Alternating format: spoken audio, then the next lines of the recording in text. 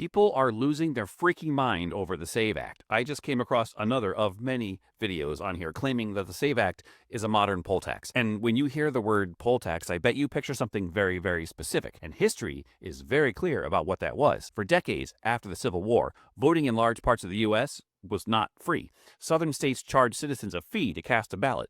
If you couldn't pay the state, you couldn't vote. No paperwork, no alternatives, no exceptions at all. That system was not subtle. It was designed to keep poor voters, especially black voters, out of elections, and it worked for generations. By the early 1960s, civil rights activists forced the country to confront a simple question: should democracy ever depend on how much money you have? In 1964, that answer became a law. The 24th Amendment banned poll taxes in all federal elections. The government could no longer charge citizens money for their vote. That history matters because today, the same phrase is getting used in a very different debate. The SAVE Act requires proof of U.S. citizenship to register for federal elections. Critics are screaming that it's a poll tax, and their argument usually goes something like this: some forms of identification cost money. The law requires documents. Therefore, people are being forced to pay in order to vote. Historically, that changes the definition a little too much. A poll tax was a government fee. You paid the state. The state controlled the price. Payment unlocked the ballot. Non-payment meant exclusion. The SAVE Act does not charge a fee to vote. It does not charge a fee to register. The government does not collect money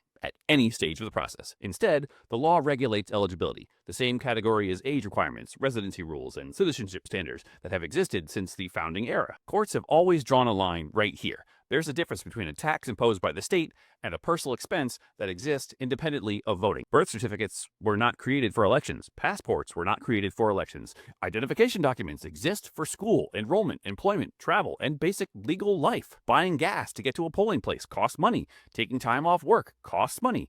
None of that has ever been treated as a poll tax because the government is not charging you to participate. There's another difference history makes impossible to ignore.